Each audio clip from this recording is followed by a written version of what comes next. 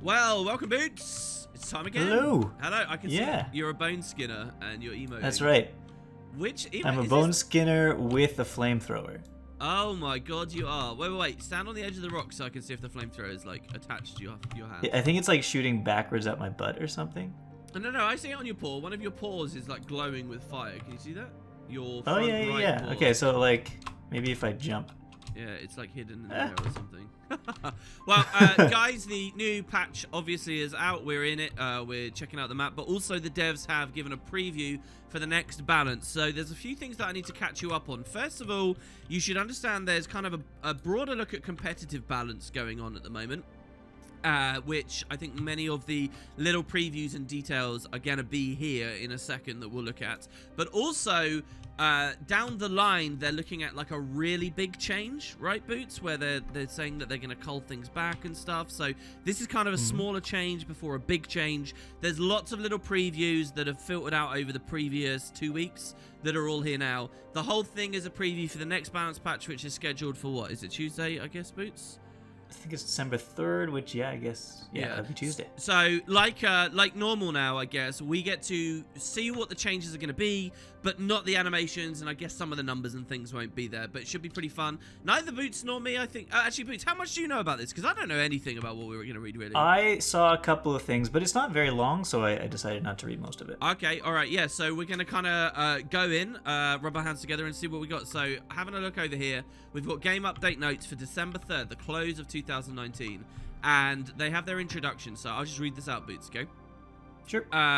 And then you could do the general section. They say, with a larger competitive focused update on the horizon, this update on the 3rd is on the smaller side, but it does contain several notable systemic changes. Fall damage traits are being removed in order to free up design space and reduce the complexity of adept tier traits. All right, let's just stop for a second, Boots, and talk about that. So okay, let's do that. So full damage traits have always been in Guild Wars, right? I'm pretty sure. That's right. They were vanilla. Not everywhere, though. I don't think everybody had them. Some people might have been missing them.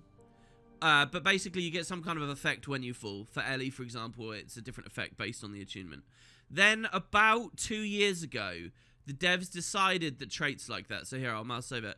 They decided that traits like that weren't good enough to just do something in full. So they're all double traits now. They have the full damage bit... And then they have an extra bit. So for Ellie, it's swapping achievements restores your health. But for a lot of them, they became healed traits, didn't they? Or was that something? Well, yeah. They for a lot of them, they added on the fact that when you use your heal skill, it does the same thing as when you take fall damage. Yeah, so like if you're a ranger, when you take full damage, you drop a muddy terrain, or just when you use your heal skill, you drop a lesser muddy terrain. Now, I don't know about you, Boots, but I've always felt that that was one of the biggest moments of, like, power creep and just, like, insanity coming into the game. Yeah, because those... I mean, you rarely get those fall traits, because, like, how often are you able to, in competitive things anyway, align yourself so that you could drop off something to take just enough fall damage not to get hurt too badly and also pull off the skill? Yeah, there's, like, Skyhammer is the one map competitively. I guess World vs. World, right? Jumping off cliffs and stuff? Maybe. Yeah, but anyway, but when it's on a heal skill, it's on demand, and it's a lot more powerful. Yeah, it's crazy. So, like, the Ranger one's a great example. You can now immobilize people with your heal and, like, spike them in damage. You can cleanse with your heal because it counts for synergy with another trait. Or, like, on Mesmer, you can spam billions of boons and then interrupt with your heal because it drops a Chaos Storm. It's crazy. They're really stupidly strong. So I've kind of always just wanted them to go back on that. I've been like, no, this is crazy. And also, how many times...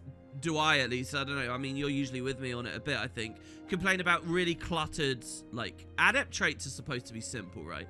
It's supposed to be, this does a basic thing, but these are so cluttered. I think the warrior one is the most amazing, right? The warrior full damage one? Yeah, but that's not a heal one. No, but it's an adept trait that's ludicrously cluttered. It does the full right. damage Well, because stuff. the reason why this happened is because nobody took the fall damage traits ever because they were so weak. So they just took a full trait and packed it into some other trait that was already in existence. Yeah, they wanted their cake and to eat it too and stuff. Anyway, I disagree with it. But so the devs basically are addressing it. They're just going in the opposite direction to what I thought, where essentially what they're doing is they're getting rid of the full damage bit, and now it's just the new bit. I say new, but 2 years ago bit. So they become simple again, and they're much more precisely about the the on heal effect or the whatever additional thing. So there you have it, and I guess we'll see specific details on that in a second. Going on. Revival traits are also seeing the removal of the 10% revive speed passive that we've been slowly phasing out over the last several updates. So do you want to talk about that? Are you mad at that? Well, I mean, there's not much to talk about. It's just they seem to be... I mean, ever since they removed quickness on revive, they've just been nerfing revive over and over again past that. But they've been sort of like putting it onto other skills, like skills that you would use to do percentage revive ticks instead. Yeah. But I don't know. I don't know if it's a bad thing or a good thing. It's just a thing they're doing. Mercy still exists, I guess. This is a crazy rune. I remember when this was competitive, I used to make like an Ellie build that was all about it. I think it's a good idea for them to do that. What the devs probably don't realize, maybe, or they do realize, it's just they're going to take time to get to it, is like, for example, the Ellie revive trait is when you press F, you can revive faster, give them an aura and yourself an aura. But also, it drops the geyser. It drops the water 3 on them. That revives. And it augments your regular water 3 on staff. That revives. Now, that stuff's the really OP bit. Really, that bit's insane. And you know, on Necro, dropping the Well of Blood when you press F and giving yourself a massive heal. So, maybe they just want it to be more purely about that. I don't know. But they're simplifying things again, right? So, but I think when we get to Guardian, we're going to see a lot of strength in Guardian. Because they're not just removing the revival traits, they're going to swap them into new stuff, I think. They say here, in exchange, skills that directly revive allies are seeing enhancements. So most classes have a skill that can do that, right? And a lot of them are rubbish. So they're getting improved. Besides these changes, we are also making some small touch-ups to various skills and traits related to previous updates we felt didn't quite hit everything. It's always good. I feel like they move on a bit too quick with a lot of this stuff. We've also had the opportunity to add a couple of quality of life updates to better improve the readability of player attributes affected by traits. I don't know what they mean by that. We've also have to... I don't know. Maybe just makes it more clear what things do. I guess we'll see what that practically turns into. And we're now granting Elementalists, and this is crazy, Boots. We're granting Elementalists and Engineers the ability to swap weapons while out of combat. Yeah. Wait, what? Okay, wait. Lastly, the format for some types of value updates is changing. Instead of listing the percentage difference, we'll be telling you what the coefficients before and after a change will be. We hope this will improve readability significantly. Okay, so hold on a second. So you're saying because Engineers and Elementalists have... Like, they've always had on their UI an extra slot they couldn't use for weapons. By the way, you're on an NG, I'm on an LE. It's fate. Look at that. It's fate. It's fate. We somehow knew, but we didn't know. Yeah. Neither of us get weapon swap. But, you know, because in your equipment template, this is so annoying. You always had this little space down below your equipment down here that was always empty, and every other character had some space there. Had the secondary weapons. Same on the underwater bit as well, right? That's right. Now we get to fill it. Yes. Even though in combat you can't swap, it'll be nice. Yeah, I think this is quite interesting, Boots. I think this is pretty interesting because the way they have it phrased is whenever you're out of combat, you can weapon swap. Right. If I'm in a PvP game, there are many times I break combat. Oh, you think it'll be available in PvP? I don't think that they're going to do this. I think that's broken and ridiculous. But... So you're saying, like, if you're on a point, you just defended it with your combat stuff. You defended it with a staff, and now you're out of combat. Maybe. Now you really want to get to the next point really fast, but you're on a staff, so you move very slowly. Yeah. So you swap to, I don't know, dagger or something? Yeah, with just one key press. You charge over there, and then when you get charge over there, and make sure that no thief is invisible and is about to stab you. Yeah. And you try to get there really fast, and then you swap back before you go into combat. Or, you know, there's any number of random movement skills that you could take on any set, really, over both of these classes, and just sort of do something like that. I think that. And really... also, like, if that's the case too, though, like, let's say you're playing PvP or whatever on your staff, and you notice in the middle of a match that, oh man, this character that I didn't really think was a big deal is countering my build currently with what their setup is. I'll just swap to my other weapon set. Yeah, and then you participate. And I think that is something they don't want to do. I don't think that'll be a thing, but lots of people have raised the issue or the discussion point, so I thought I would here as well. We'll see. I don't think they'll do that. I think World versus World is more profound of a thing, because basically what this does, Boots, is you remember when they added the build template and they pointed out that they were going to have delays and stuff so that you couldn't be a Reaper that runs away for half a second and comes back as a Scourge in World vs. World just because you've got a subtle combat break. Remember that? Right. Well, it's kind of a similar thing here, isn't it? Yeah. Like, I can go from my, my hammer scrapper to rifle really, really quickly or something, I don't know. I think it's nice. People have been asking for it for years. I never thought it'd be a high enough priority to happen, but it happens, so there you go. Yeah, I don't know what this delay thing is, though, because I know I could just cast all of these all of these elixirs and then swap quickly to my flamethrower build and just have all of my stuff ready for me. Yeah.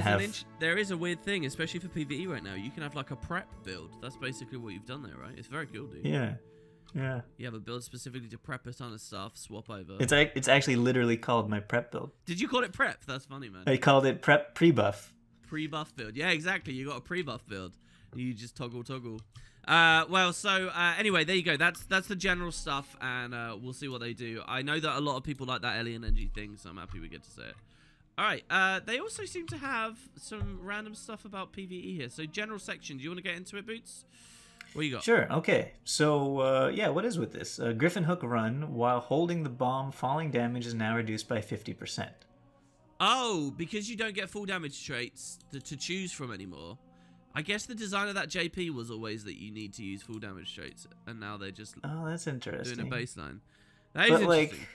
It's funny that they put this in the profession skills, and it's just yeah. I guess it's just to head off the forum post about the Griffin. Right. It's like the 3 people in the entire game that are still doing that. Who are like, oh, this is gonna ruin this. Yeah. Just okay, fine. All right, then traits that affect attributes now display icons that represent said attributes instead of generic up arrow. Oh, I see. That's the readability thing, or one of the readability. I think so. That's good. I think so. Hero panel fixed a bug that prevented attributed judgments from displaying while a player was transformed. Oh, I thought it was simply that you lost attribute adjustments while transformed. As in, I thought so too. You don't get choices, but you do. It just wasn't displaying? Weird. I guess not. Okay. All right, so the Ellie section. We'll leapfrog, Boots. So I'll do Ellie, you do NG, we'll go down the list, okay? Yep. So Ellie is going to be the first one. In previous updates, several traits that had global cooldowns were changed to having cooldowns per target.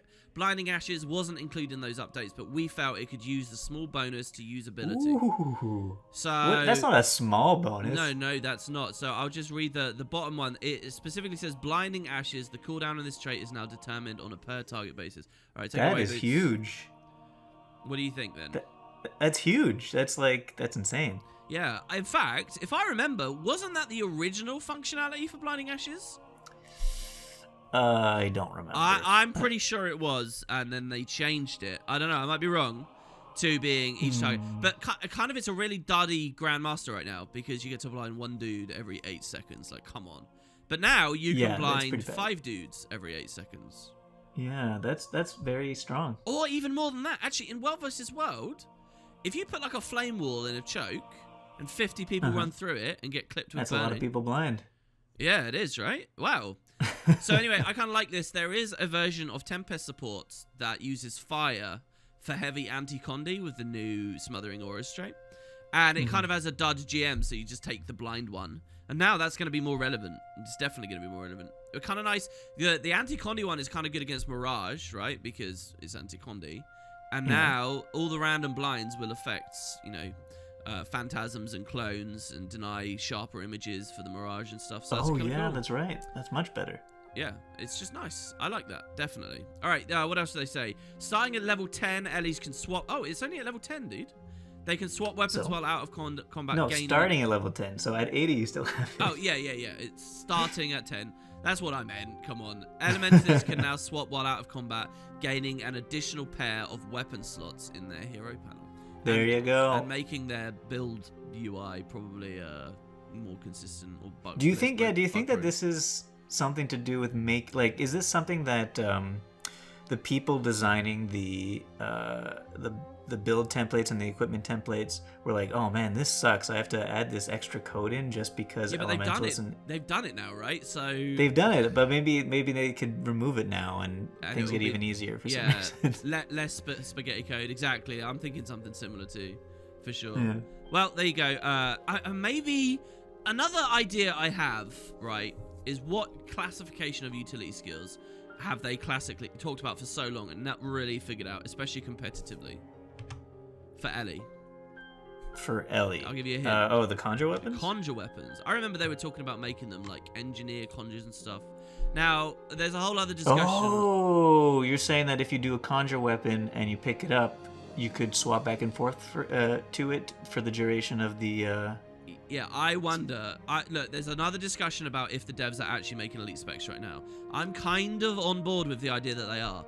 And I wonder if this is less about build templates, but prep for a future Conjurer elite specialization that reworks Conjure weapons and plays somehow into the Ellie's weapon swap thingy. But they needed to have weapon swaps. That's my tinfoil theory for now, anyway. Okay. But yeah, pretty cool. Next, we've got Arcane Abatement. Full damage functionality has been removed, so it's just called Arcane Restoration. That makes way more sense now. So it's just going to be a simple trait that is heal when you attunement swap. And do you know what, Boots, as well? This one, I feel like most Ellies don't remember or don't know that this heals you on attunement swap. Yeah, it was added in, and not many people, like, I guess, see it. Yeah, when you mouse over this thing, it's very easy to read, like, the first 3 sentences and see all the tooltip stuff with all the icons for the Ring of Fire and the Cleansing Wave and the static field and to right-click and look through them all. It's very easy to see all of that. And the little line in there saying, swapping attunements will restore health, and the tiny little 330 on there. Yeah. It's kind of subtle, you know. I would like to see this, now that the fall damage reduction thing is gone from it, I would like to see them make this heal scale better off of healing power. I think it's really OP already, frankly. Maybe for PvE. But I think that maybe reduce the base heal, but have it scale better on healing power. Maybe, but then what format are you talking about for though? What format? Any format. It's right now. I think it goes from like 330 to 420 essentially. Oh yeah, and that's always unfun. Yeah. Yeah. Yeah. No, as a general principle, I do agree with you that the ones that scale are more fun for sure. The Glyph of Renewal. So this is the Res Glyph, one of the worst skills in the game for years, and it's got a lot of weird obscure functionality. It's got a huge we talked about this last time too. Yes, we did, because of the whole illusion of life thing. Will now reduce recharge to 90 seconds. That's down from 180. It's one of the last long-lasting cooldown skills in the game. It's 180 right now, isn't it? Yeah, it is. I'm traded, and it's oh no, I'm not. Yes, I am traded. No, I'm not traded. It's 165, I guess. I thought it was 180. That's weird. Anyway, is it depending on your attunement? No. No. It's a ludicrous cast time, ludicrous recharge. It's like a vanilla skill. And while I genuinely believe all utilities should be like this, the devs have clearly gone in a different direction. So now this one just feels bad. So 90-second recharge, lowered the casting time from 3.25 to 2. So it's a lot more like the Guardian Signet of Mercy, which does see play. Yeah. And this one, you can triple revive, or you can revive if you get quickness. That'd be interesting. If you get quickness, what do you mean? What, to quick cast it? Yeah. Yeah, because like Firebrand gets a lot of easy access, like go into time, cast Signet of Mercy kind of thing. Ellie doesn't get that so easily. Yeah. Alright, okay, then there's the Res trait. No longer increases revive speed at all. The auras that get granted by this trait are now only granted to the Ellie, not the player. And they're granted at the start of the revival attempt rather than at the end on a 20-second cooldown. So what do you think of that? I don't know. It seems like they really don't want you to trade into revival builds anymore. Well, I actually think, Boots, that might be a bit of a buff. This is definitely a buff, for sure, because the fact that it's granted at the start of the revival attempt rather than at the end means that, like, you are for sure getting those boons. Because it's rare, especially in competitive standpoint, that you are able to get a revive off properly and get those boons. So you can't depend on that. I guess. But, yeah, so when it's at the start, you get those boons for free. You have to but again, you need somebody to be there, right, to revive them? I guess. I think there are a lot of ways. That's one side of it. I'll just add. I won't take away what you said. But I'll add that if you think about it now, when I run press F on the body, I instantly shocking aura, which stuns anyone trying to stop me rezzing, right? Okay. And my instant shocking aura is instantly going to give me prot, which covers me for the revive. The bit where I'm most vulnerable, I now have that. I think that it cleans up the design as well, because I think the devs don't want you reviving someone and giving them too much health instantly. And the way it used to work is if you got the revive, it would aura share, heal, all that stuff instantly as they got revived. And thus, it was like you revived them at a higher percentage of health. But now that side of it's gone. So I think it's a buff. I really do. If you're gonna take that, but going arcane and earth and I mean it kind of breaks down as far as the specialization is concerned. But yeah, I think it's a cleaner trait for sure. And there you go. That's Ellie. That's what they've done for Ellie. Okay. That's the section. So that was fast. Yeah. But yeah, some interesting things there for sure. I like the Binding Ashes a lot. All right. Yeah, me too. I'm looking forward to that. It's always good to see a Grandmaster buff, always. I'm going to go to Engineer now, and you have the floor. I'll read it off. Let me see. All right, here we go. You ready? No. I got to pick a specific engineer to log on and beguile everyone with its beautiful fashion wars. Oh, and then you have to come here to find me again. No. Do you think all my characters have been to that map already? I don't even know if I have the scrolls to that map, honestly. Dude, where's my engineer? My PvE engineer. I can't see him. What specialization icon might he have? Oh, there he is. He's a scrapper. Dude, this is the most beautiful engineer you've ever seen in your life.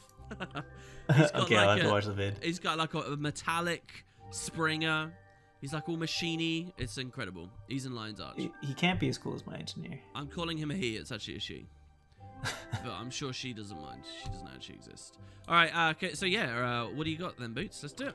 All right, well, here we go then. Okay, Engineer, we read your feedback on Detection Pulse feeling odd as the Purge.io's toolbelt skill. Hey, yeah, that's true. Or they watched our feedback, huh? Dudes, come on. Come on, this actually annoys me. This annoys me. What feedback? What does? There's one guy that was doing art on Reddit about this, and it was an irrelevant piece of feedback. Come on. Well, we mentioned it in our video when the change came on our Did we really? Previous balance of boots. In a negative way? I don't. Not in a negative way. We were just thinking. I think I literally mentioned it in a. Oh, the lore way. You were talking about the flavor. In the lore way. Yeah. Yes. Okay, I remember that. But this was not important, really, right? No, it wasn't important. It wasn't important, but maybe that's what they saw. Look at these. The thing is, right, we get so little direct commentary from the devs about what they're doing in these opening paragraphs. And look at how much time they're spending talking about this non-issue. Look at this. Go on, read it out. It's one sentence already. So a Detection Pulse feeling odd as the Purge.io's toolbelt skill and your desire to see Chemical Field returned. While we agree with the sentiment overall, there's more gameplay and interesting options with Chemical Field. Okay, so this is not lore. There is also important counterplay present with Detection Pulse. As we can't place Purge.io's Detection Pulse back on the Elite toolbelt slot, we're instead replacing Utility Goggles' lackluster toolbelt skill Analyze with Detection Pulse. Utility Goggles is also getting a small but significant change from granting Fury instead of granting some brief resistance. Alright, there you go. So instead. All of that is to say that Detection Pulse is now on Utility Goggles, which is good lore. I agree. Don't you think? Agreed. Yes, of course. You suck up all the things and you purge it out your butt. Yeah. And we get the poison back. That all works, and then also the utility goggles allow us to spy on invisible people. Right. So, but I love how they say, look at this. Instead, we're replacing utility goggles lackluster toolbelt skill Analyze. Yeah. Great, it's lackluster. We understand, but that means that there's a master trait out there which grants Analyze on a cooldown that is also still lackluster. Are they going to change that too? I hope. Wait, no. That's an OP trait. That trait is insane. Just because it also has the on disable? Well, even if it didn't, that's like a double trait. So let's. I'm gonna mouse over it for people in game. There's a tool. Is it tools trait? I can't remember. It's yeah, it is a tools trait. It's called lock on, right? If you hit a stealth guy with anything, Right, so if you're a hollow, you just spam like Coronaverse or Blunderbuss. You reveal them for 6 seconds, Fury yourself, Vigor yourself, 10 Vuln them, and you can go ham. This is so strong. And okay, well, now I get it though. Now I get it because when you think about it, this trait is available to everybody, even if you don't take the utility goggles. Exactly, yeah. There's a certain something to be said for the fact that any animation will do it at any point, and it's just always ready to go. It's just so instant in your face. This is one of the strongest traits in the game, I think, Boots. And then but I didn't even... Strongest traits in the game. No, it really is. I really think for competitive, I really do think this is one of the strongest. For competitive, yeah. But I didn't even realize this for a long time, but it's actually a double trait because it also has another version. There's invisible analysis or there's controlled analysis, which is when you get on CC, which is what you're talking about, yeah. But I really do think that's one of the strongest traits in the game. Come at me, Boots. Against stealth people. And so look, we still get analyze. It's still in the game. It's just only on the OP trait now. So fair enough. All right, starting level 10, engineers can now swap weapons while out of combat, gaining additional pair of weapon slots in their hero panel. Oh, what do you think about utility goggles given resistance? By the way, I guess that's just because it's the anti-blind thing. It's good, right? Well, I think it'll be great. I'm gonna be very happy about that with a boon duration build. Yeah. Yeah, so like utility goggles might be worth slotting now, because utility goggles was pretty meh. Both the regular and the tool belt, and now they're both kind of different, you know. Mm-hmm. All right. Then we got Grenadier. Fall damage reduction has been removed. This trait now... Okay, this one's interesting. This trait now casts lesser grenade barrage on your location when using a healing skill. Oh, God. I don't know. So you were just like, I'm so happy they're nerfing all these major skills with the fall damage, but this one just got hugely buffed. Dude, this is crazy. Do you know what I'm thinking of? What? Let's be excited about it. I think it's going to be really, really crazy. But I'm thinking you have a grenade kit build. Mm-hmm. And as are we going back to the one-shotting? You're in stealth, and as you cast grenade barrage, you toggle into medkit, which is instant activation, which also throws the lesser one at you.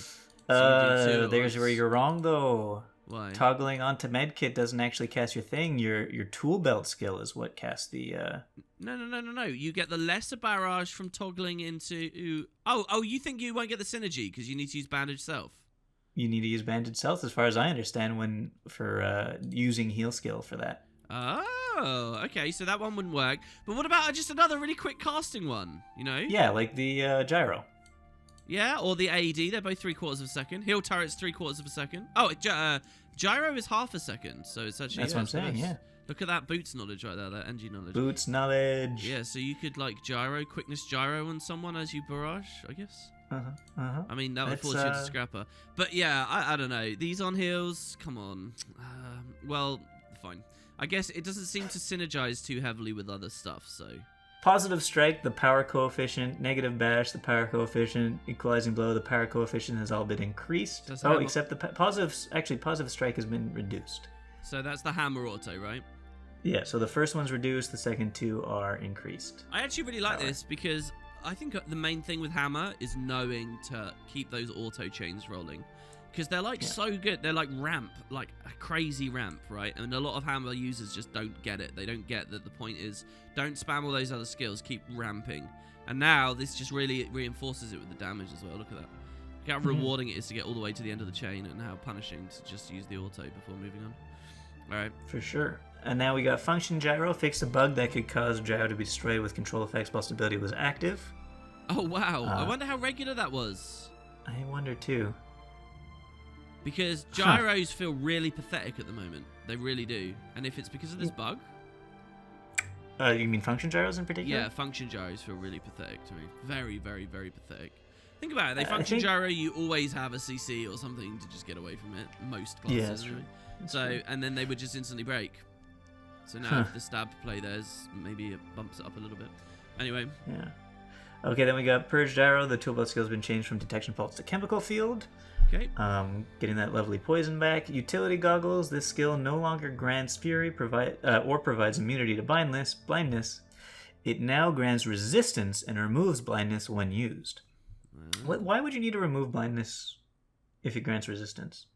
I guess it's just an extra bonus. Yeah, I guess it's an extra bonus. I like how they're cleaning up just like that weird effect, you know, like they've got this special immunity to blindness thing that's really only in this area of the game. So let's just clean it up and make the whole thing resist. Here's one. A good reason. Purity of purpose. It turns to fury. That's nice. Oh, and you get the fury back. That's kind of cool.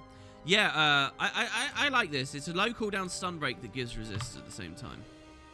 It's alright. Okay. And then we got, and then the toolbar skill has been changed from analyze to detection pulse. So that could be a very useful thing in PvP. And then Toss Elixir R. This skill no longer removes one condition when thrown. Projectile speed has been increased by 25%. The projectile thrown by this skill is now unblockable and fixed an issue in which the land and water versions of the skill moved at different speeds. I really like that change, Boots. I know that all sounds like just puffery and like nonsense, but I think that's all so good. Every little bit I like a lot. Like, I don't know, if you mouse over Toss Elixir R at the moment, I don't know whether you've done it for a while. It's just so weird. Like, it's like, removes conditions, and then you have to like blink and see, wait, is that every pulse that's removing a condition? Why does it only remove a condition on the first pulse? And like, you think maybe that's some archaic design to try and get poison off a body before the revived pulses or something. But it's just clunky, and it's just, it's just skill fact blow. So yeah, they removed it and made it unblockable. I guess the unblockable thing's good, so that if you're throwing it towards somebody who's downed, it can't be blocked by somebody in between. Well, it's like if a Swelling Wind is over the body, you can't toss Elixir R, or if a Guardian Bubble or a Guardian Shield 5, and that happens all the time, everywhere, or a Ventari fucking tablet or something, and now it will go through. So I love that change as well, Boots. I think that's really cool. Okay, so it's making more purity of purpose, I guess. It's making it usable, yeah, and then projectile speed up. It doesn't bloat it, but it makes it usable. It's great. And then whatever the underwater thing was, I don't know. Yeah. Who's really an underwater balance guru? Let's be real. Nobody knows what's currently in underwater anyway. I kind of respect them for seeing this fringe thing and be like, oh, we should clean that up. So well done. And then finally, Toss Elixir U. Fix a bug that could cause the skill to put friendly targets in combat. Weird. That's like, that is weird. There's all those weird things in the game where if you do something near someone, you cause them to unsheath their weapon. Yeah. I wonder if it's like that. Or if it's full combat. That's weird as hell, though. Alright. So nothing really that major in NG. Nothing major, but definitely that Grenadier heal skill thing is going to be interesting. Yeah, the lesser grenade barrage for sure. Alright. By the way, are Snowfall runes changing with this whole full damage thing? I think they might have already. Did they do that with the previous rune update? I can't remember. I honestly can't remember. Gain 15 seconds of regen when you take full damage, super speed when you take full damage, and a pile of snow that chills people when you take snow damage. It does not reduce full damage. Oh, there you go. Oh, no, my Winter's Day build, and Winter's Day's coming. So then we got Elixir U, reduced ability duration from 6 seconds to 1 second in PvP only. Wow, that one's crazy. That's a huge change. That is a really big change. Elixir U is massive, right? For cheesing out Rifle 4s and for like getting you into your Corona bursts and stuff. Hollows can actually be counter pressured now. Wow. Okay. All right. Then we got kinetic battery reduced quickness duration from 5 to 3 seconds. Also a good nerf to a meta choice for Hollow. Another nerf here with a photon wall increased the cooldown from 35 seconds to 45 seconds. Another direct nerf to a meta Hollow thing that's one of the top of the food chain for ranked play at the moment. This is really cool. I'm feeling the weight of CMC here. Yeah. And then finally, heat therapy reduced the base healing per stack by 25% from 65 to 49 in PvP only. That's another one. Wow, they're gunning for Hollow there. That's a huge gun for Hollow. Yeah, they already nerfed Hollow a good amount. They were still very strong, so this will definitely make Hollows unhappy. Wait. When did they nerf Hollow a good amount?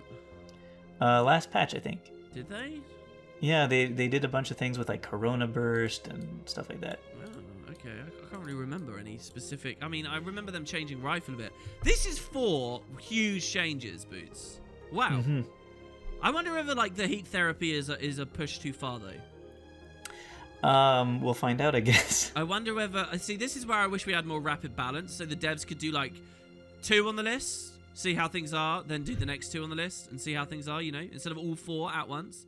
I mean, yeah, Hollow but does the heat so therapy much is more. another one. The heat therapy is another one where I like the base healing going down, but I'd like it to be affected by healing power more again. So you can play. I mean, you're one of the only people that looks at Hollow and thinks, "I want to play a heal power Hollow." That's right. There you go. I like that. That's really, really cool. That seems to be from a very keen, place that understands exactly what it is that's going on here. So I wonder if we'll see a big change for Hollow, but there you have it. All right. Well, there you go. All right, let's move on to the next one. So we are looking at the Guardian. Let me log on to my guard. What do they say generically? Guardians are unique among the professions in how many revival traits it has. With this rework, we're updating Courageous Return into a new, more general trait that benefits the Guardian in situations when reviving allies is not possible. Additionally, we're changing the healing power bonus on Signet of Mercy to a concentration bonus, as we feel it's generally a more useful stat for the profession, given the amount of boons it outputs, even when the Guardian is not acting as a healer. That's fair, because also a lot of Guardian things have higher base healing and isn't affected by healing power that much. Yeah, this is interesting. So basically, more people are happy about that concentration bonus because not everyone's running heal stats, right? Yeah. Okay, so and I like the idea that they like they want you to feel comfortable using a revive skill, even if you're not a formal support playstyle. Does that make sense? Yeah. I like stuff like that as well. I like builds where you kind of do your own thing and you're a capable fighter, but you can group with an ally to help one another for a brief moment and then sort of split and do stuff again, and versatile builds that kind of have that interaction. I like that kind of stuff. Me too. Okay, so specifics on what they talk about in general, I guess, are going to come up. So, Protector's Strike, first of all. Isn't this Mace 3? Is this what they're talking about? I don't know. I think it is. I think this is Mace 3. I'll look in game in a second. They say this skill now fully charges the Flames of Justice upon a successful block of an attack for the Guardian or for their allies. The radius effect of both blocking and striking enemies is increased to 240. Okay, so if I run Mace, I can Mace 3 and instantly trigger my F1 passive, basically. Is the idea now? Yeah, sounds like it. Okay, well, how does that synergize with the rest of Mace? Mace isn't, doesn't feel very. It's just a buff. It looks like a big buff for Mace 3, basically. Okay, all right, I guess. And, wider radius is cool. This thing is really interesting, by the way. If you get killed with this attack, it has a Guild Wars 1 warrior skill icon that the devs have just never updated. It's very weird as its skill icon. The actual, because it's two skills in one, it's... What you're looking at on the skill bar is the block side of it. It actually sneakily flips over into another skill, and that's got a warrior thing on it. Anyway, Protector's Impact. So this is the full damage trait. Full damage functionality has been removed from it, and now it's just called Protector's Restoration. So you're just going to be proccing this on heal skill now. I think the line on this is Honor, right?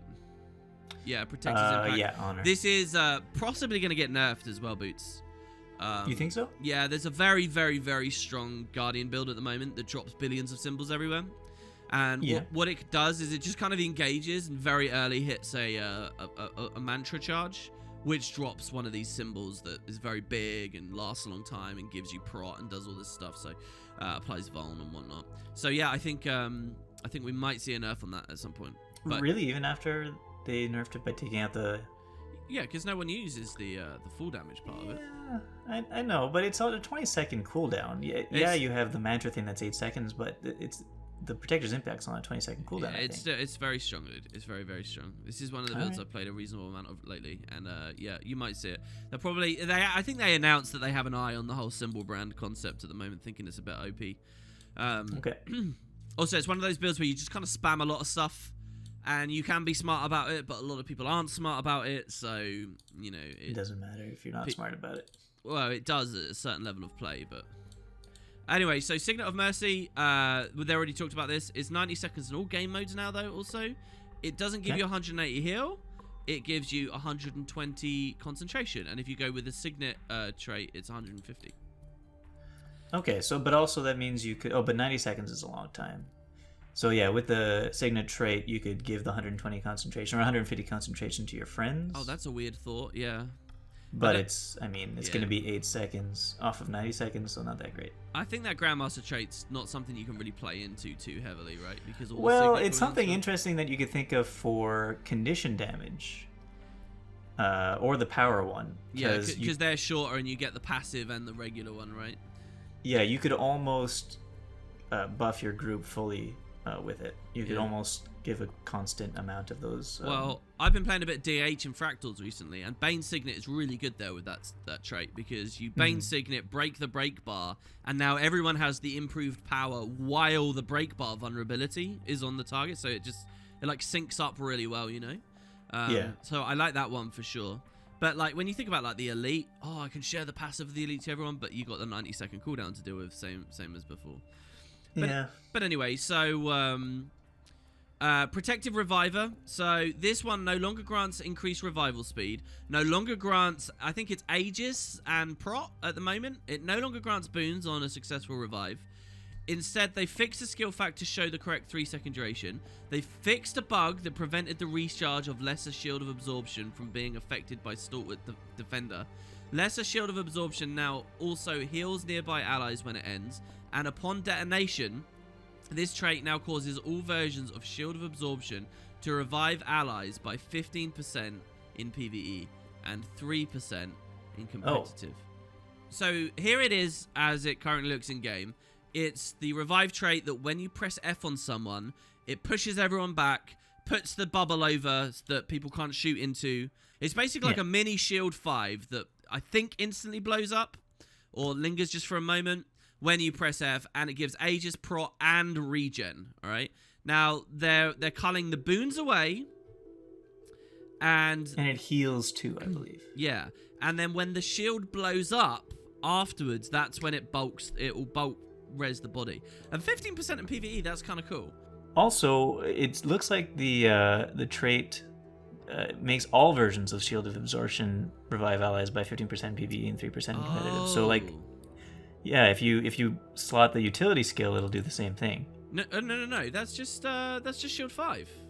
Oh, Shield. Whoa. Yeah, it's just Shield 5. So you just spam Shield 5 to revive people. That's cool. 15% in PvE. That's pretty good. So you can walk over to 5 people in PvE, do this, people can see, and you've revived them all by 15%. That's 15% a lot, yeah. Isn't enough to instantly get someone back on their feet when they go down. No, but you could also use the Judgment or whatever it's called. Divine Intervention. Divine Intervention. Merciful. Pop over there, pop 5, and they're healed by like 30% or whatever it is. Yeah. In fact, hold on. Merciful Intervention is 20%. Now, do you remember when they first added Merciful Intervention? It is at 20% enough to instantly res someone if you're super quick with it, if I remember rightly. And then they had to nerf it down. It's now only like 5 in competitive formats. So that means, dude, this is a big revive. This is really cool. You could just press revive, please. Upon detonation. Okay, so I have a question. Yeah. How do you detonate the lesser Shield of Absorption? You how do you detonate the lesser one? I think it's over time. After a duration, it ends and then it explodes. That's what it sounds like on the patch notes, right? Isn't that what they said? Yeah. It says it now heals nearby allies when it ends. Yeah. Doesn't say anything about detonating it, but it does say upon detonation, this trait now also causes all versions of Shield of Absorption. I think it will just auto-detonate, I think. And I think it might even instantly auto-detonate. I don't know. Actually, I seem to remember pressing F on someone and the shield stays there. In any case, even just the quality of life you get from the 5 there, that's a pretty big buff. Really. Mm-hmm. Okay, and so then we have the final one. This is the other revive interaction. So this is Courageous Return. Now, just to be clear with everyone when we go in game, we're looking at the Valor Minor. And what it is when you revive someone, you recharge your F3. Or if you rally yourself. I didn't actually know that bit. So if you revive someone else or if you rally yourself, your F3 gets chunked down. So it's listed as 10 seconds here. So what that means is you can use, if you're a firebrand, for example, F3 is now all these tomes, these amazing skills. You can use all the really powerful skills in F3. Lose your F3, and you're supposed to be waiting for ages before you get back in. But if you get a revive in the meantime, you can get back to F3 quicker. I actually really like Not that bad. trait. I think it's really good. I love being in a big fight somewhere where you feel like you've saved people with the F3. Finally, someone goes down, you revive them, and then you can get back in and reinforce them. I really, really, really like it. But anyway, they're changing it quite a lot here. It's been reworked. It's now just called Steadfast Courage. It instead will grant the Guardian protection for 3 seconds in PvE, 1 second in PvP and World vs. World, whenever Aegis on the Guardian is removed due to blocking an attack. Whoa. I think that's really strong, Boots. Yeah. Because that's a lot of protection. Yeah, this is not a trait you choose. This is an always passive. And I mean, yeah, even if it's only 1 second, in PvE especially, 3 seconds, you get a bunch of concentration. You can put that all the way to 6 if you really go ham on it. Yeah. Even in PvP, though, that one little bit of extra prot, I think it's really good. And then it synergizes with any other thing that's just like procking when you apply a boon, like altruistic healing and stuff. I mean, yeah. Mind you, altruistic healing is only when you get a ton of Aegises, so this is quite good, especially for Firebrand. Yeah, like if you think about Shield 4, it's Aegis and prot, and then the Aegis breaks, and you get prot again. More prot. Yeah. So I don't know. I think Firebrand comes out of this patch really well, or just Guardian in general. Yeah, I've noticed. It seems like Guardian just continuously gets buffs. Yeah, they say that they're reworking, but the reworked stuff is always like really good. Yeah, really good. All right, so you're next with Mesmer. Wow, this is a small section, Boots. Yeah, it is. But let's see what it is. Okay, so while we think the new version of Chaotic Interruption, oh yeah, it's pretty powerful, it doesn't really feel like it's working if you aren't looking at your skill bar. Okay, yeah, that's fair. We're adding some additional effects to give players a better sense of when it activates. All right. Wow. Okay, do you want to tell people the story of the Chaotic Interruption, just in case they missed the previous balance for Boots? Sure. So Chaotic Interruption was a very, very, very powerful trait in the past. It was sort of too powerful. Yep. In fact, it was sort of too powerful that they actually disabled it for a little while in PvP they disabled it and called the community that was using it degenerates. Did they really? They said that it was leading to degenerate gameplay. They really did in an official post. It was very funny. Okay, I missed that part. So yeah, they disabled it in game, and then finally, was it last patch? I think so. They completely remade it, and instead of being a thing that gives you ridiculous amounts of boons and stuff, it instead recharges your skills, your weapon skills on interruptions, essentially. A random skill when you get an interrupt. Yeah, so like I was positing making some builds where you just use one powerful skill and keep on interrupting people. Yeah. Which, it's not a bad idea. But apparently people were having trouble figuring out when it actually activated and if it was actually working well, and who cares? The point is, they're doing something to it. Yeah, I don't know. This is strange. I guess we'll see what they're actually going to go for. It's a lot like Mesmer already has the pistol trait, right? Which is when you interrupt, it recharges pistol cooldowns. And I have to say, it's a similar thing where sometimes if I rewatch my own footage or I watch other people playing Mirage, they're used to weapon swapping away from their pistol, like at a certain speed at a certain time. And sometimes, if like their diversion went really well, or their chaos storm went really well or something, they shouldn't have to swap off. Yeah, they don't realize that they're like 2 seconds away from basically spamming those pistol skills more, or if their magic bullet went really well. And people don't notice because they're not looking at their skill bar. And I wonder if ArenaNet's in this place where they see that very clearly. And they're like, you morons in the community, this is stronger than you think it is. And now they just want to improve the telegraph. So I wonder how they do that. Yeah, let's find out. Okay, so first, Descent into Madness. Fall damage functionality has been removed from this trait. The trait has been renamed Method of Madness. So yeah, this was one of those very powerful ones. So yeah, they're not updating it anyway yet. They're just removing the fall damage. Yeah, and changing the name. Then we got Medic's Feedback. This trait no longer increases revival speed. It now causes feedback to revive allies inside the dome by 5% per second. Okay, so looking at it in-game, it lasts 6 seconds. What was the percent you said? 5%, so that's 30% revive. That's like enough to get someone up, as long as no one's That hitting is enough to get someone up, especially since, isn't there a skill that that casts feedback when you start reviving someone. That's what you're looking at. That's the thing. So that's the one. Okay, so then on top of that, you also have a utility skill if you want. Yeah. So you could go, wow, that's so strong. That's ridiculously strong. That's really, really, really strong. To be able to double cast those, that's kind of like the whole Well of Blood Necro thing coming back. I mean, Exactly, slightly weaker, maybe. Thing. Slightly weaker because you don't get an initial heal. But it's reflecting over it, and which is just going to screw a lot of people. It's reflecting over it. Also, Well of Blood is a slower cast time. So I guess that, this is instant activation. I guess ArenaNet was kind of paving the way for this by getting rid of the glamour trait that extended like glamour durations and stuff, right? Which I think you used to do. So you could even cast. You could like teleport to them and cast your feedback while you're reviving them. Dude, this is really, really, really, really strong. It is. It is. It's gonna really be nice for my lemur build. I might actually, but the thing is, the line that it's in is kind of tricky. I mean, I use that all the time. Well, okay, fair enough. I do need more reasons to be an inspiration, and you kind of give up a lot of the inspiration Condi cleanse if you go for that. But it's an interesting proposal for sure. I'll be looking at that. That's a big one for me. That's an interesting one. All right, next. Feedback. Fixed an issue that prevented the skill's visual effects from lining up with its physical effects. Okay, fair enough. Fine. And then finally, Chaotic Interruption added an additional visual effects to this trait to show when it activates. Okay, so like actually on your character, it'll show visual effects when it activates. Or maybe on the character you're interrupting? I don't know. Do you think, what kind of probably effect on your would character it be that I'd want to look at on my character? Probably just like a burst of something. Brew. I don't know. I feel like I notice if I ever get an interrupt, and I just need to be smart enough to correlate to know what that mechanism with the recharge thing.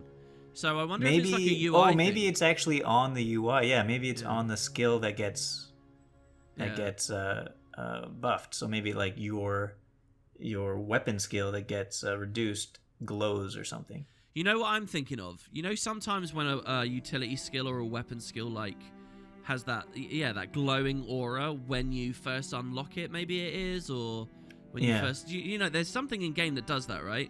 I wonder if they just copy paste that and it appears on the skill triggered. To be honest, if it's a visual effect on your character rather than the UI, I don't see how that's helpful because you're still gonna have to look down at your weapon skills to see which one got activated. Yeah, it's like in a personal story mission or a living world update where they give you a new skill and there's like a little hint box that comes on it. Yeah, and it's drawing your attention to that skill when you press it the first time. Or like when you're a noob and you've never pressed the heal skill and the game sees that you get low, it like puts that highlight around your heal skill and it starts saying press the heal. Or like when it glows around the endurance bar to say, oh, remember, you're supposed to be able to dodge. Yes, exactly like that, yeah. So see that in combat maybe. I don't know, that's just our idea. Who knows? We'll have to see the animation once it comes in, guys. Sorry about that. Yeah, I also hope that it is on your UI and not in quote-unquote real life so that your enemies don't see that you have the trait working. Yeah. I mean, people counterplaying that. I don't know what you could do with that information realistically. Nothing. Literally nothing. Yeah, so it's just bloat. Mesmer's short, and it has something pretty huge, but in a weird line, so who knows? Mm-hmm.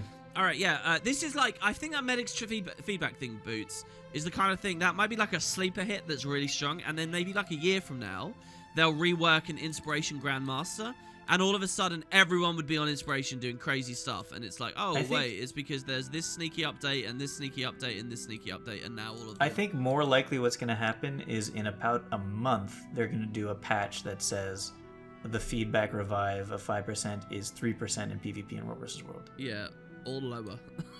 or lower. And then we got Illusionary Counter, reduce the number of clones created from 2 to 1 in PvP only. Oh, dude, I remember hearing about this. This was one of the preview things. Actually, a few that we've gone through have been preview things. This is so good. So this is Scepter 2, guys. All right? You Scepter 2, and it's like such a loaded skill as far as like weapon skills are concerned. Block, evade, 5 torment, double clones to spawn. Like, what the hell, Arena? What the hell? It's a lot. My argument is if the Scepter 2 gets procced, I think the counter spell, the actual casting of this illusionary counter, should be a longer cast time so that players have the opportunity to mitigate that with a blind or an evade or whatever. I mean, they can't counter blind because you're evading while casting it, which is nuts. But that's one of the main things you do against Scepter 2 at the moment. You dodge Scepter 2. But if dodging Scepter 2 denied the clone spawns and took a little bit longer to execute, I think the skill would be really fun. But the devs have just dropped the clones down from 2 to 1. I still think you spam clones, dude, though. In yeah, no, I think that's the thing, though. Like, I think that what they're going to do is try to address the insane amount of clone spam currently going on. Which is, like, one of the big things about the game. It's visual noise. It's just gross. And it's all lingering from that big Mesmer rework they did before. I love this change. And I love that they weren't scared to do it, because it's bordering on like a functionality change, you know, PvE versus PvP. It's like close to it, but they had the balls to do it, and I think that's a really good move. By the way, there's a lot of people saying this won't affect Mirage at all because they just spam clones on dodge and whatnot. I completely acknowledge that, and I think we do need to go further with it. This is a good start, though, and I will say... It looks like they might be going further with it in the next one, which is Phantasmal Warlock. Reduce the number of Warlocks summoned from 2 to 1 in PvP only. Well, hold on. The Scepter 2 thing, I will say one other thing. A lot of people don't acknowledge is a very simple combo a lot of Infinite Horizon Mirages will do, which is when they proc Scepter 2 on you, they instantly dodge, which means that you've got 2 fresh clones in point-blank melee that then shotgun a rapid-fire multi-projectile hit at you. And that's really damaging, because one of the things about Scepter clones in Infinite Horizon is the projectiles move slow and stuff, and they're easily line-of-sighted. But if 2 of them just spawned in your face and then do the ambush, and if you eat that, that is very, very meaningful. And that specific combo is being specifically dropped down there, which is nice. And then Warlocks, less Warlocks, less Warlocks, and less interaction with the Phantasm stuff that could be done in Necromancer. It reduced from 2 to 1 in PvP, and increased the vulnerability applied per hit from 2 to 4 stacks. Though. Yeah, so you get the same amount of vuln out of a Staff 3, but just reducing the clone spam. Clone spam, Phantasm spam, and number of hit spam, which means less sharper image procs, which means less bleeds. So this is also really good. It's really good. And then we got Chaos Vortex, reduce the bleed duration from 8 to 4 seconds in PvP, reduce the burn duration from 2 to 1, and reduce the torment duration from 8 to 4. So basically cutting the effects of Chaos Vortex in half. Yeah, so halving that. See, here's something interesting, Boots. Basically, they had a post before all this, guys, saying they wanted Staff to be more of a utility set than a damage set. And it is a big damage set at the moment because of Chaos Vortex, where you spam this ambush on Staff, and it's really, really damaging. They're just halving the damage of it. The interesting thing is that the clone's version of it and the player's version of it? I hope so. I hope it's just all halved across the board, and Chaos Vortex doesn't hit so hard anymore. Yeah. Was the clone's version of it already different from the Yeah, that's always true. The player triggering an illusory ambush is always a stronger version of a clone. Right, but what I'm saying is when they say from 8 to 4, 2 to 1, 8 to 4, was the 8 to 8 the player or the clone? I think yes. I can't tell you off the top of my head, but I think it's like stack counts was the different, not necessarily durations. Okay. That's just my gut. I'm probably wrong about that. Someone can type in the comments that I am. But in any case, it's less damage, and that's what's really meaningful. So it's good stuff. Let's see what we're going with here. Now, I actually know one of these updates, Boots, in advance, and I'm a little disappointed. They're kind of doing that thing that they did with Druid, where the nerfs have been enough and they keep going. Do you remember what they said at the start in the general thing? They're saying they want to keep looking small touch-ups to various skills related to previous updates we felt didn't hit everything. Do you remember that line they said at the top? Well, I think they've gone over the line here. OOTL. Ready? Okay, like they went over the line. Yeah, over the line. In addition to the updates to the revival skills, Signet of Undeath, and the falling damage trait, Terrifying Descent, we're also revisiting a few issues from previous updates. Unholy Sanctuary is getting an update to help it better compete with the other updates to the Death Magic line. And Manifest Sandshade is having its recharge reduced in PvE to make it easier to reposition shades. So the fundamental Scourge thing, if you missed it last time, is if I have a shade out now, I no longer proc effects on myself. It's a proper totem build now. And you really got to reconfigure the power and how you operate with Scourge to truly understand it now. So for PvE, they know basically it's clunky and it's killed it in a lot of ways, in a lot of places. So for PvE, they're just allowing you to reposition your totems quicker. That's it, basically. Okay. Anyway, so Terrifying Descent, This is your full damage trait. It's a pulse of fear when you take full damage. It's been renamed to Insidious Disruption, and it now causes control effects to inflict torment on foes. So what it is right now, if you have a look, it's when you take full damage, fear, and when you fear, deliver 1 torment. That's it. But 1 torment on a fear is really rubbish. Even on Necro, where it's like, oh, that's a cover condi. And even on Scourge, right, there's a cool combo, Boots, where you fear, which gives them torment from this trait, and then in Scourge, you torment them, so you give them burn from the Scourge Grandmaster. So now if you fear, you're like doing this daisy chain of condis that burns them, which is that's very necromancy to me. I like it a lot. But even with stuff like that in the game, come on, it's just not good. All right, it's just not good. Yeah. So this one, they've actually gone further than just getting rid of the full damage bit. They've augmented it from not just fears, it's any crowd controls now. But is it really I guess it is augmented. The issue though is, like, fear, even if someone has stability, it still sort of gets put on them, and then the torment will still go on it. But when it says causes control effects to inflict torment, doesn't the control effect actually have to come into effect to inflict the torment? So if they have stability, it's useless? Yeah, well, but you're a necro, so you just corrupt the stability and fear them anyway. Yeah, fair enough. Fair enough. It basically means, Warhorn 4, Torch 5, Flesh Golem charge, stuff like that. Shield to the bone, I guess, if you want to play a Condi Reaper still. There's stuff now. I still don't know. Maybe the torment stacks need to be higher, or the duration or something. But it's a little. Would the Flesh Golem charge put multiple stacks of torment? I don't know. I guess that would be very cool if that's true, because it's packet, right? Mm-hmm. Not only that, isn't it like knockdown, knockdown, knockdown, knockdown, blowout? Isn't that the way that the Golem charge works? Something like that. Yeah. So I mean, that might be kind of fun. Next, we got the Signet of Undeath. So this is the Res Signet. They've reduced the recharge to 75 seconds in all game modes. Now, that's a substantive drop, okay? To look at the Signet right now, it's on 90. So you're going down to 75. They've reduced the casting time to 1.5 seconds. Right. But they've stopped it being AoE. Okay. They also say that they've added an additional health cost of 50% base health to this skill. And they've increased the passive life force gain by 100. So, okay. What do they mean, Boots, when they say added an additional health cost of 50% base health to this skill? I'm going to look up the skill right now. It's the Signet that passively gives you life force, and when you can activate in an area to res 3 people. That's it. It's a very simple skill. They say. Does that mean that you cost yourself health? Does that mean this is a sacrifice? You half your health to revive. Now. What? Now, What? listen. And then they've doubled the passive life force. Now, listen, Boots. If that's what it means, and I'm pretty sure there'll be people on the forums ask about this, there might be a dev update eventually. You guys can type in the comments. If that's what it means, it's half your health. That gives me hope for... That would give me hope for new elite specs. Because it's kind of a profound thing to do. I think if that is what they're saying... It's like Flesh of My Flesh from Guild Wars 1, basically. Yeah. I think it's really good. Now, I just want to say something to everyone.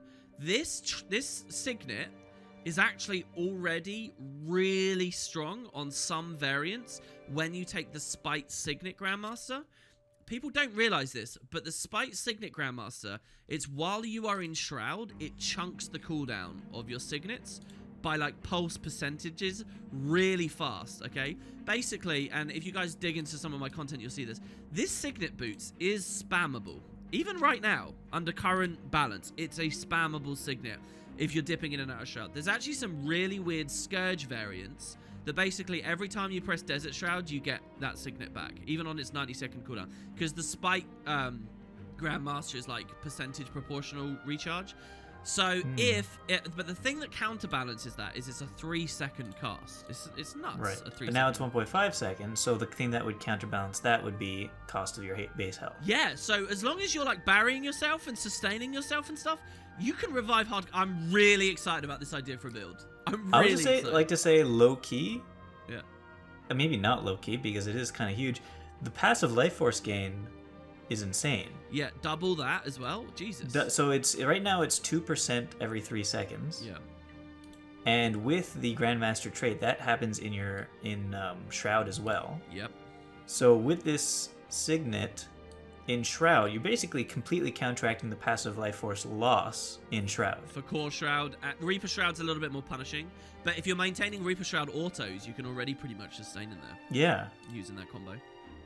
So yeah, that's huge. Yeah, so you can linger in Shroud. There's all these facets. I love you point out that half. I wasn't really thinking about that half. There's a lot of facets to this. It's kind of like, you know, Mesmer had that huge feedback thing. This one seems really big. Really big. Yeah, this is definitely a big change to the skill. Okay, Sand Swell. This is your teleport, create a mini portal. Once activated, it can no longer be cancelled by movement. I think that's just some house cleaning because people would accidentally cancel cast it a lot. So I have a question. 50 base health to the skill. Yeah. So 50% base health. Does that mean your full health at your your full health level 80 if you're health fully healed? or pre vitality, post vitality? That's what you mean, right? No, I mean like if you're casting it, is it sacrificing 50% of your current health, or is it 50% of your max health? Oh, well, I don't know. I don't know about that. I think it probably means max health, which means you could kill yourself with it if you miss it. Yeah, you could kill yourself. That's what it sounds like, yeah. But it also sounds Or, like maybe... Or does it first take out your life force?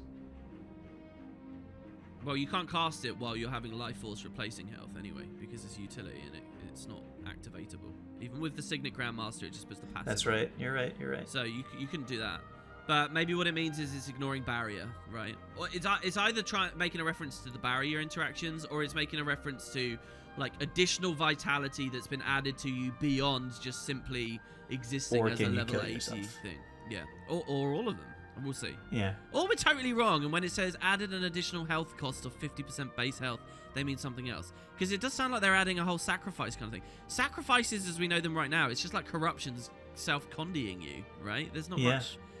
Well, no, it's definitely different. Like adding this is a new mechanic to add to Necromancer for sure. It's not the same thing as corruption self-condying. Yeah, what I'm saying though is that's one of the only mechanisms in the game so far to self-damage ourselves. Like deliberately. But this is why I mentioned maybe new elite specs, because this is a new mechanic that could possibly be the basis of an entire elite spec. Yes, yeah, I'm with you. Yeah, I understood that when you said that for sure. I guess overheating is a way of hurting yourself as well.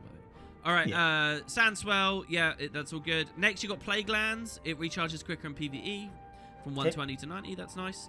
Unholy Sanctuary. So this is a Death GM, and Death did go through a lot of reworks. The trait is now healing a percentage of your maximum health each second while in Shroud. It's 2% in PvE and 1% in the competitive modes. So this is when you would die, you instantly Shroud for free. And while in Shroud, you're resustaining. So I really like Unholy Sanctuary. I think it's very fun.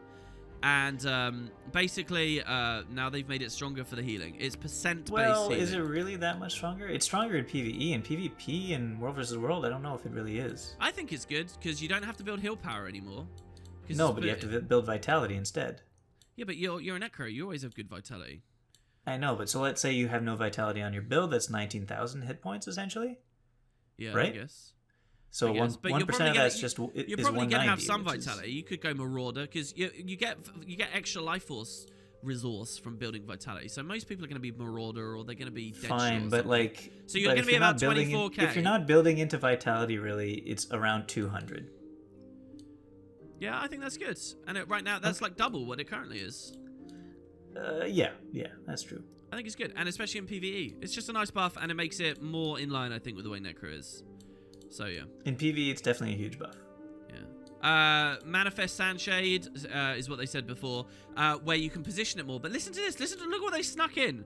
This skill no longer cripples in all game modes, sorry. So, I think that basically means in the competitive modes, you're not crippling on it when you summon it. Reduce the ammunition recharge for the untraded version from 15 to 8 in PvE only. So, for PvE, you can swap them really quick. Yeah. But they sort of kick Scourge again now. Cripple is one of the few things you sort of had to keep them in it when, you know, they're so immobile now. But you don't get the cripple either. I think that's very World versus World oriented, personally. Maybe, yeah. A couple of little changes specific to World versus World for Necro, where obviously Scourge is the big issue. So Sand Savant, the one that gives you big shade, they're saying it no longer increases the target cap of shade skills. So doesn't this go 10? Isn't it 10 targets right now in game? Yeah. Well, now it's going to be 5. I don't why. I guess the Scourge is still too oppressive over there, man. I think it's still too I strong. guess so. I don't think Alright, anything fine. they've done has stopped the Scourge. So then what is this trait? You would never take this trait in No, War it vs. still World. increases the radius. Oh, okay. Yeah, you still need that. So yeah, you get that from it basically, and we'll see where Scourge ends up.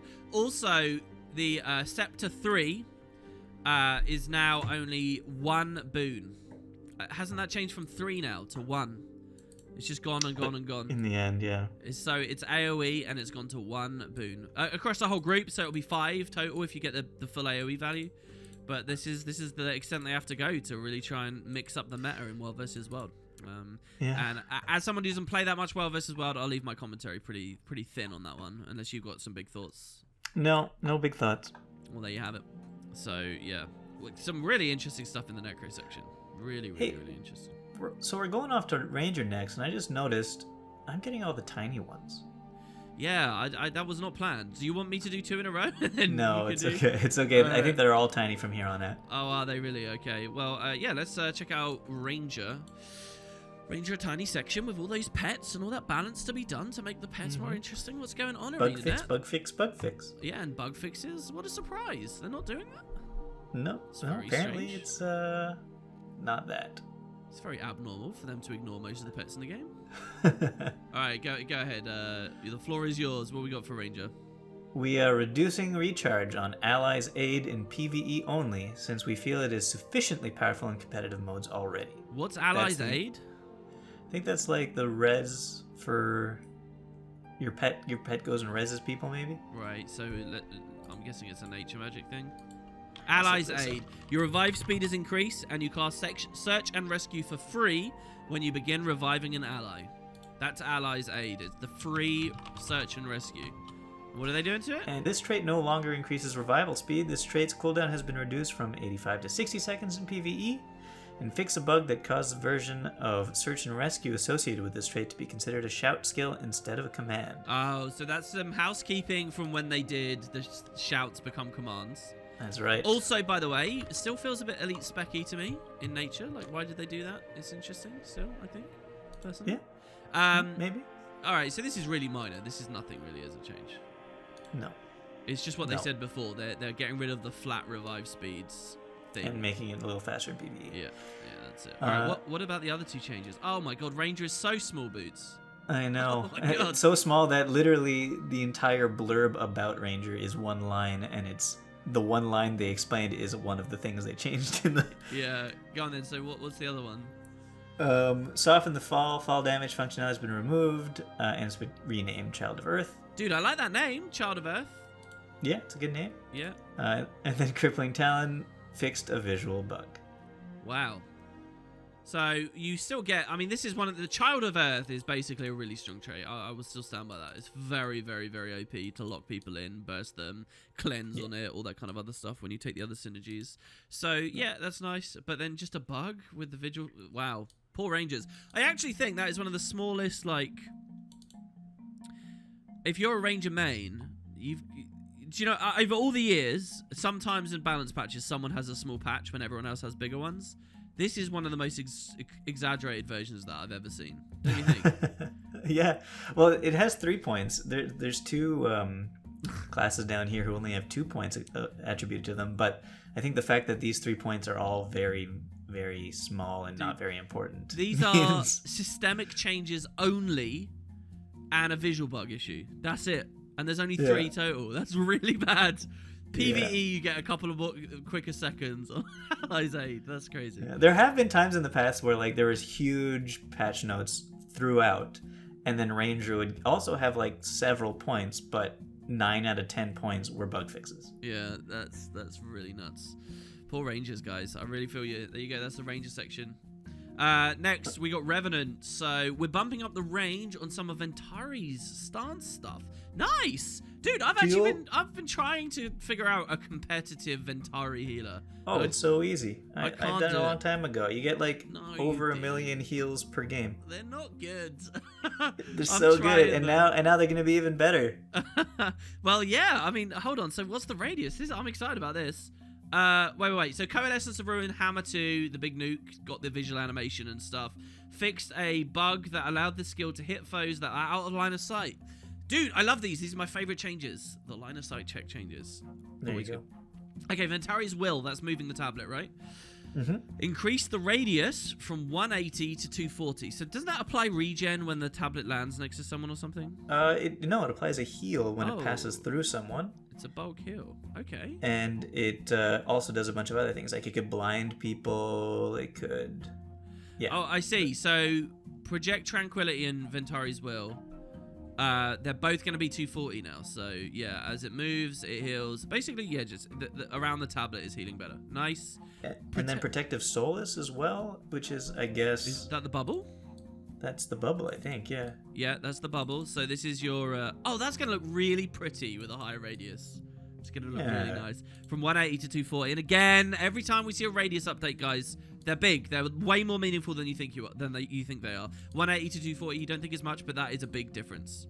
Dude, that might cover a whole note now. When you think about it, you say it's only like 60, it's a 33% increase of radius, but in all directions. The area is...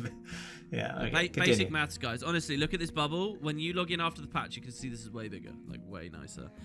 Okay, and then planar protection. So that's the trait that it's a full damage one, but it also means when you use a heal, you get a bubble around you that spams weakness on people. The full damage side of it is just now gone. They kept the name planar protection, which I think is cool because it works as a heal thing. Yeah. Okay, wow, Rev's really short. But I like these little heal QOL things. I do. I'm looking forward to using Ventari again. Yeah, I'm going to play with it. I am going to play with that post-patch. All right, over to you for Thief then, Boots. And I'll just pick around. Thief. Okay, Thief. We released a hotfix for Deadly Ambition for PvP in November. Okay. But in this update, we're addressing the issue with a more comprehensive and functional change to refocus the trait on control over its usage, rather than being a very passive damage increase. All right, do you remember the Deadly Ambition thing? Do you want to talk to people about it? I don't remember the Deadly Ambition thing. Yeah. What was it again? So, Deadly Ambition is a Condi trait in an adept slot. Right, yeah. I remember. Yeah, go on then. So, what is it? So, they changed it to basically when you hit somebody, you poison them a lot. Yeah, it gives you passive Condi damage as well, yeah. So you just spam any animation on them, and it's like 2 poison for a good duration, and then the Grandmaster trait adds another stack on top of that, right? Yeah, it's really, and it's really, also really good nice. for burst damage as well, because it's 2 poison right away on your first attack, basically. Yeah. I can't remember whether after the buff, they did nerf it from like 2 to 1, but the Grandmaster keeps it at 2 kind of thing. I think it might have been 3 stacks initially, and now I think it definitely in PvE it was bigger as well. It's crazy. It's probably a contender for the strongest adept trait that we've seen in Guild Wars 2. So anyway, one of the things is just really mindless. You just press any button and you're spamming it out. It's like you can choking gas on Shortbow, which is this unblockable wide AoE skill. And now Choking Gas is doing extra poison, and then Choking Gas instantly starts interrupting because of Choking Gas's own thing.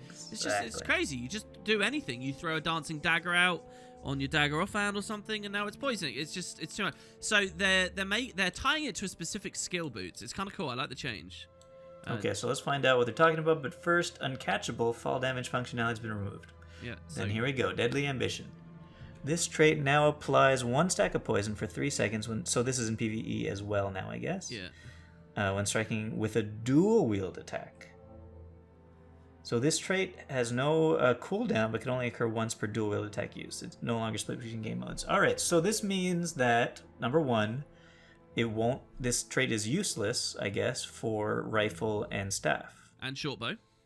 Because you don't get dual wield skills on those. They're 2-handed weapons, and the skill 3 is not classified as a dual wield skill. It's just a whatever skill. Yeah. Right. So completely useless. Do you think it'll work on, like, say you don't use any weapon in your offhand skills? What, like twisting fangs and stuff? Maybe. I guess not. Right? It shouldn't be coded that way. I guess not. But so straight away that choking gas thing is fixed, which I'm really happy about. And a lot of the really really mindless stuff is right. But I feel like this is definitely a very... Right now, to me, this seems like a very underwhelming trait. I love this change, Boots. Listen, right? First of all, it's broken those things you're talking about. But I think that this is looking specifically at a very underwhelming playstyle on Thief and weapon combo on Thief, and that's Dagger Dagger. I think that they're thinking... No, it's not, though, because it only applies once per... Yeah, attack. You're thinking of the multi-packets, but you're too deep in it. You're too deep. Just the fact that you've got the Dagger Dagger 3 is like a Condi applicator dual strike that's kind of spammy. And you can keep spamming it. So you're saying that they're encouraging you to be a dodge spamming? Not necessarily dodge spamming. I'm not saying they think that dodge spamming is healthy, or that they think that what's it called? Evade spamming, though. Yeah, I'm not saying any of that. I'm saying though that they see that Dagger Dagger is underwhelming and people don't use it much, and this trait synergizes with the Dagger Dagger idea more. I think this was always meant to be targeting specifically Condi stuff. And that's a more specific thing. I think that's a really good tie. Also, I think it's just like a game of counterplay. Like, you now know what animation it is that you want to dodge, you know? Shadow Shot is what's going to apply it. Or the Dagger Dagger 3 is applying it. Or Larcenous and Flanking. These are all things like that are telegraphed and you can think about and know about. I guess, but when you're talking about that Dagger 3, you have 3 strikes from it, right? And if you dodge... when you see it happening, you're still probably going to get hit by one of those 3 strikes, I think which means you're still probably going to get hit by this poison. Yeah, I think that the trait is specifically about that playstyle, and it's about encouraging that side of things. Yeah, all I could say is that if it's a trait that's only good for one weapon set and one skill on that weapon set... I'm not saying that either. I think it seems like it is. Well, I'm not saying that either. I still think that it's going to be really good on SD. I still think that SD will be able to apply this quite well because that's unblockable. There's good quality of life on it anyway, and a lot of people run it with SD as it is. You're still getting the Sword 2 Panic Strike combos and stuff. I think SD will still shine with this Condi Thief thing. Yeah. But I also think that it's a little bit more thinking about Dagger Dagger. And we can have our criticisms and discussions about all of that too, but I think that is a side of this that ArenaNet are looking at, for sure. Okay. I just feel that it's still a little weak right now.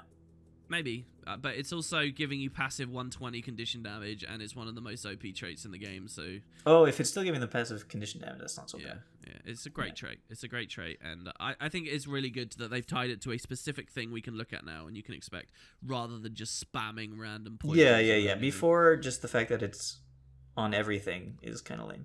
Yeah. Okay, so then we got Spider Venom, reduced poison duration from 6 seconds to 3 seconds in PvP only. Wow, okay, so another direct nerf on top of the Deadly Ambition stuff for Condi Thief. It's still, I mean, Spider Venom's still pretty good. It doesn't reduce the amount of stacks on it, at least. Spider Venom is one of those things that it's really good if you're smart enough to be getting the AoE value out of it regularly. And I think this pushes it even more so in that direction now.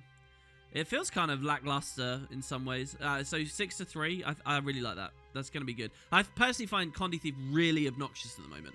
So I know, but the other thing about this is that, like, I remember them talking about that they wanted to reduce the poison burst in PvE, which is one of the reasons they changed the Deadly Ambition thing.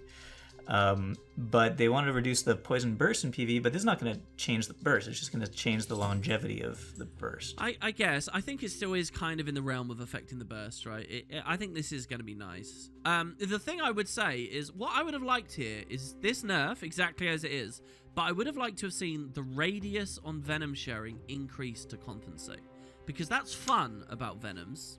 Sure, yeah. Except, I mean, they're only changing one Venom here. They're not changing anything else. Yeah. So, but I think they could have done it to all of them anyway. And that would have felt pretty good. So then we got Serpent's Touch, reduced poison stacks from 2 to 1 in PvP only. Okay. That's on Steel, right? Is that the Steel? Oh yeah, that's kind of nice actually, because that's Steel poison. The thing that you really feel about that is how long that lingers, and you see that 2 stacks just won't go away. So that's kind of nice, actually. Wow, they just half Steel poison as well. Wow, they're hitting it hard, actually. All of these. They are, yeah. I guess they are kind of hitting the burst a lot now. Yeah. And then we got Quick Pockets, reduced initiative gain from this on weapon swap from 3 to 2 in PvE only. PvP. Wow. Wait, hold on. Who was cheesing Quick Pockets too hard? I don't know. I thought everybody was taking the days on Steel. Yeah, I don't know. Or Confusion on Steel. Quick Pockets is or Confusion on Steel, yeah. I don't know. Someone cheesing. They don't like people cheesing double short bow builds, or maybe it's just another or look double at the, PP build. yeah, or the staff thing. I don't know that. I don't like that. I don't like the quick pockets nerf. I don't see the Yeah, point in that. well, whatever.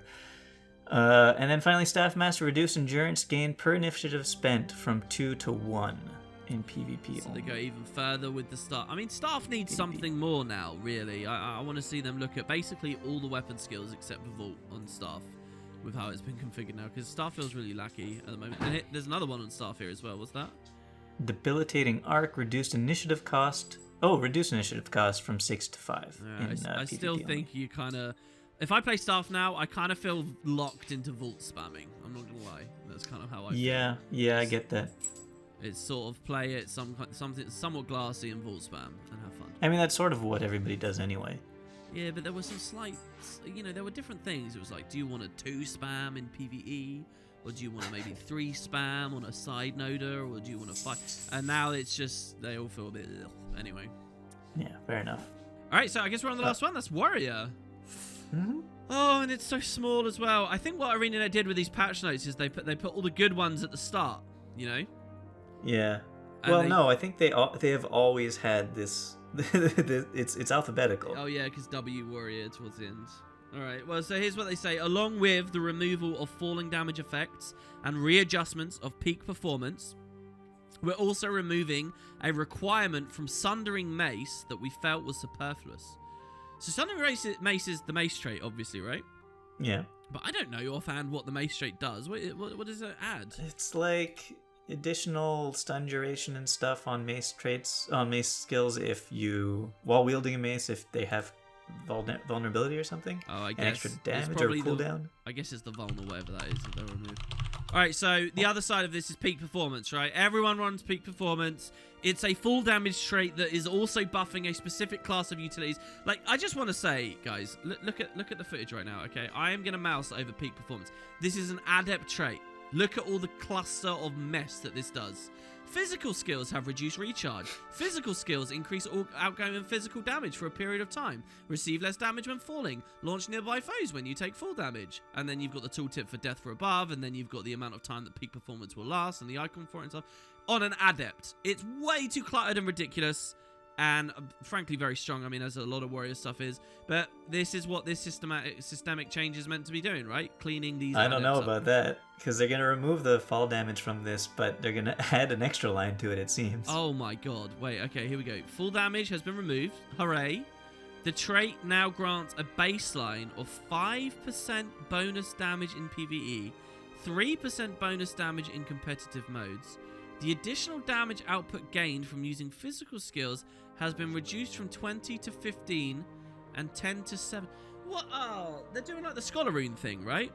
I guess, yeah. So they're adding a baseline amount of damage bonus to PvE and competitive modes, and they're taking that amount away from the bonus you get from using physical skills. So it's more guaranteed amount of bonus damage, but it doesn't change the maximum amount of bonus damage. Why would you add all this crazy, like, convoluted bloat, text bloat, and understanding bloat? Why? I don't know. Why? Just to basically make it all a little bit more brain dead? You always get the damage bonus now. It's okay. Yeah. You don't have to think about using bursts after physicals. Right, Why? calm your ass. Why? Why are they doing this? How about this? Would you rather this? This trait now grants a baseline of 10% damage bonus and 5% in competitive modes. No physical bonus. interaction. This bonus is doubled when you use a physical skill. No. I don't agree with that either. Okay, all right, fine. I don't agree It's just with that less either. bloat because you don't have to write as much. Dude, here's what I think this trait could be. Physical damage physical skills have 20% reduced recharge. The end. The end. So no bonus damage on The physical end. skills. And if you think that people aren't running the trait, and if you think that people aren't using physicals, interact with physicals. Have your balanced stuff around that. Stop with this lunacy. Alright, anyway. The last one here, Sundering Mace. The trait no longer requires the target to be vulnerable in order to activate the control duration bonus. Okay, so what exactly is that, Boots, then? How strong is the mace thing? It just all your mace stuff hits stuns for longer and CCs for longer now? Is that what that is? So yeah, recharge reduction on the maces and increases stuns, dazes, knockdowns applied by mace skills. So it's only applied by mace skills though. So it's not that strong because you still have to use the mace. Yeah, exactly the same thing. So you look at the mace. You don't add ludicrous amounts of bloat to some trait. Oh man, I don't understand. Anyway, but hold on, they're not adding bloat to the skill. They're just I know. removing... This change, I'm all for. I'm all for. There you go, Warrior. Okay. Warrior only gets 2, but at least they're more substantive and interesting than the Ranger side. I'll tell you that much. I mean, definitely more than Ranger, but less than everything else. Right, the final section for Warrior is Warrior's Cunning.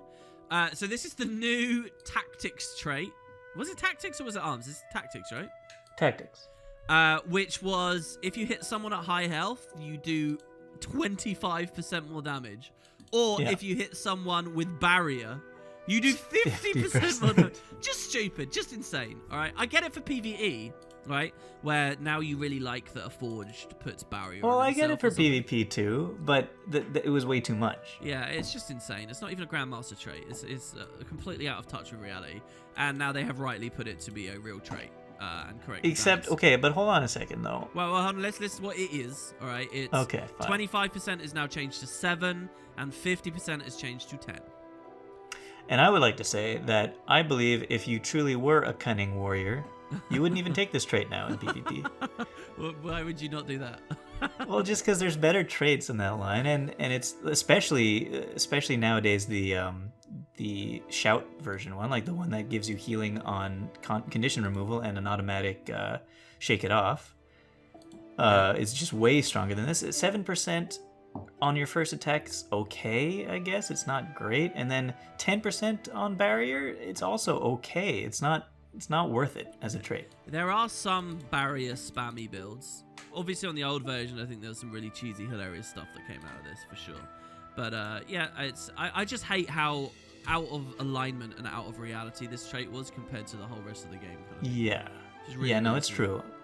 I'd say if they had reduced it in half, it would have brought it more in line. Yeah, I mean a 50% damage modifier that you can sustain. Anyway.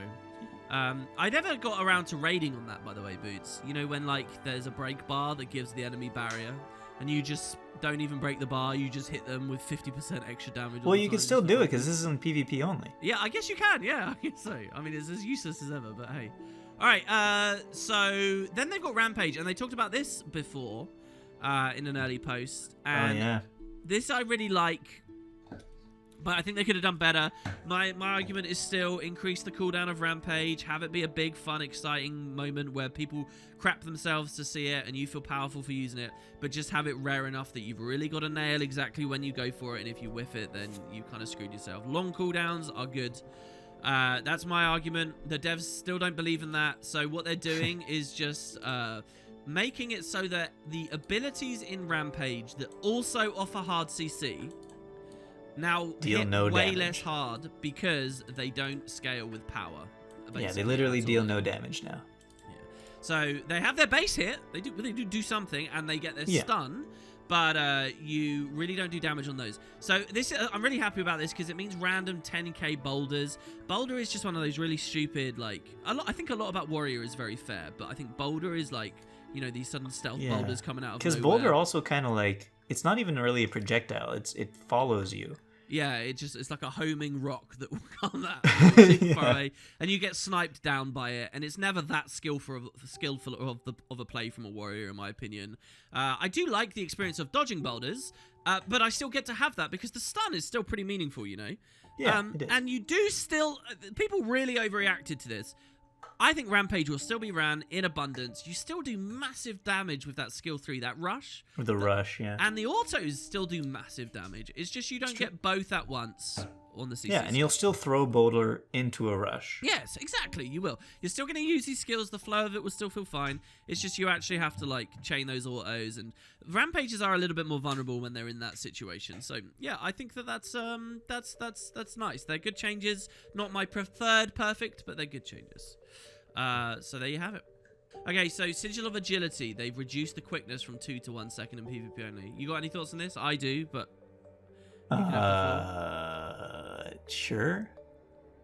Sure as in you have thoughts, or sure as in you want to hear mine? What's your thought? I mean, it's fine, I guess. It's already much worse. It's already worse than, because it's an 18-second cooldown. It's already worse than the PvE sigil agility. It's still a strong sigil. Everybody likes it. Yeah, this is a useless change, a waste of time. I don't know why they've done this. You use Sigil of Agility to cheese out one specific burst animation, all right? Like Great Sword F1 or something. And people will still do that. You're still going to be able to use it. This is a pointless change, waste of time. If you want to affect the meta and get less people using Sigil of Agility and whatnot, delete Sigil of Agility. Ignore the whiners on the forums that say, oh, no, I really like it. Of course they like it. It's overpowered. Get rid of it. And then we have better sigil balance. Hey, how about this? What about this? Quickness duration, 0.25 seconds. It doesn't do anything. It's still pointless. That's exactly. Well, I don't know. It might take 0.25 seconds to actually swap weapons. Well, okay. I mean, maybe then you're getting somewhere. But I mean, come on, it's crazy. I like that you've pointed that out, right? Because there maybe is a ground somewhere. But in general, you just need to remove the sigil arena net. All right. Don't listen to the people that say it's skill based. It's not skill based. It's a very simple thing to understand, and then you just kind of spam and choose these animations out. And why is it every build almost I have a sigil of agility on? Because it's OP, right? And it's unfun to counterplay and stuff. They're listening to in too much of one ear and not enough with their own brains in the other ear. All right, so with that, the item change, I think that's it then, Boots. I think we're done. I think that's it. Okay. Okay, fantastic. So thank you very much, guys, for watching. Do you enjoy yourself, Boots? I, of course, enjoyed myself. Which profession are you most interested in, you think is... Definitely going to try some feedback stuff with Mesmer. Definitely going to try some crazy damage with Engineer with the heal skill. Sustaining in Shroud with Necro, maybe?